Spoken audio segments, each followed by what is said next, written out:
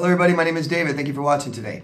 Videos today is about borderlines, how borderlines parentify you. So a lot of people who have been with borderlines know exactly what I'm talking about already. So let me get into just the definition of parentification. This is a statement by Dr. Lisa M. Hooper. Parentification is often defined as a type of role reversal, boundary distortion, and inverted hierarchy between parents and other family members in which children or adolescents assume developmentally inappropriate levels of responsibility in the family of origin that go unrecognized, unsupported, and unrewarded. Thought that was really interesting. A lot of us out there have been parentified in our childhood. So what happened? What happened? Why? What happened to the borderline? They've been victims of trauma, childhood trauma. Trauma halted their emotional self-development. And they have remained a victim, unaware or unable to self-care, to take care of themselves. Feelings of out of control, desire to be taken care of, meeting their needs by remaining the child, meeting needs like safety and security. This would explain fear of abandonment, why it's so profound. They meet the need of, there's an emotional need that we have, and it's the feeling of being needed, that somebody else needing us.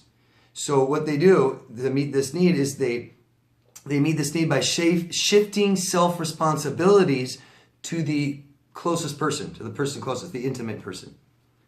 So they shift their own responsibilities onto that person to fulfill and meet and take care of, and that makes them feel needed. They have limitless problems, don't they? I talk about this a lot. Limitless, never ending, never stopping, one after another, because they aren't taking care of their problems themselves.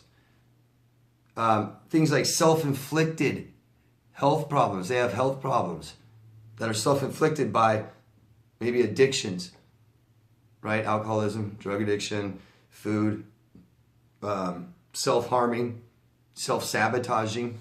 Constantly, we know they self-sabotage. People parentified in their adult life have most likely been parentified in their childhood. Okay?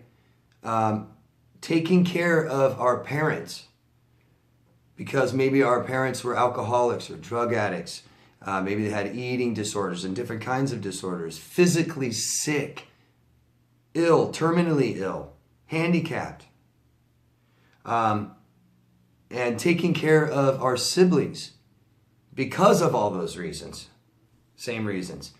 What's going on is the parents are filling their own emotional void by parentifying a child. Okay? These are common parentified quotes. People that have been parentified in their childhood and have been parentified in their adulthood are doing it. These are common quotes I have heard people say that have been parentified. I saved her, or I saved him. I want to save her. I want to save him. I helped them. I want to help them. They needed help. They couldn't do it themselves. I felt sorry for them. I felt so bad for them.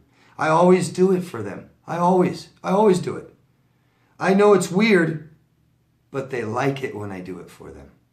I just worry about them. I worry about them so much. I just worry that they're going to be okay. How are they going to do? If I don't help them, who will?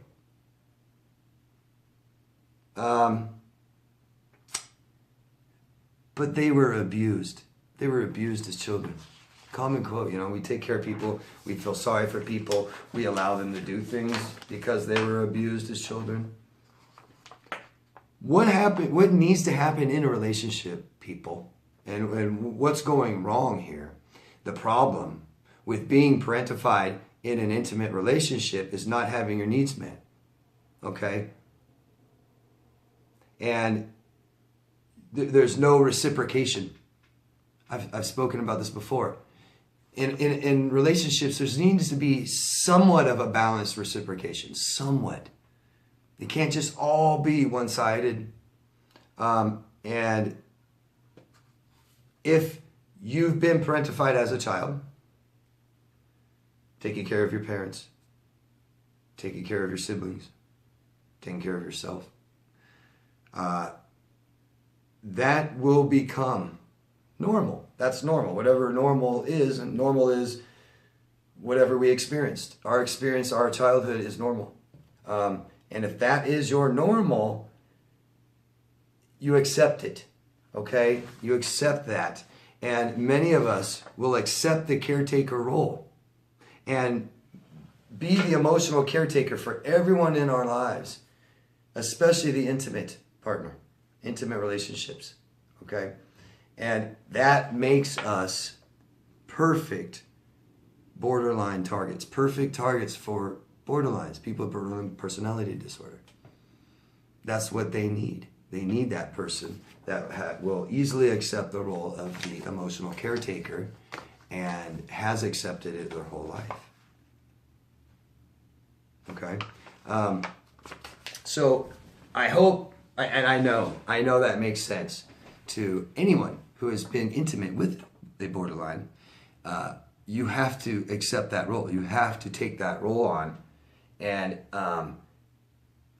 most likely you've done that somehow, somewhat in your childhood. Try and think of how it helps. And you know, I understand we want to help people. I think you know, it's a normal human reaction when we see someone that needs help from somebody to rush towards them, typically to go towards them. And that's nice, and we can be there to help people, for sure. But you know, personality disorders, these are things that people need to take care of themselves. Not that we can't help and support and be there for people, but they need to take care of things like this themselves. And generally speaking, people need to take care of their own emotional well-being. Okay? So you can't have relationships with somebody that can't do that, because you can't do that for them. Because if they can't do that for themselves, they definitely can't do anything for you. No reciprocation. Okay? Hope you understand. I really do. And ask me any questions you guys have. Add anything else you guys want to. Add your own personal experiences. You guys always do, and they're great to hear. Don't mean to laugh, but they are kind of funny when it comes to experiences with borderlines. Okay? Thank you all. If you can, please share this video.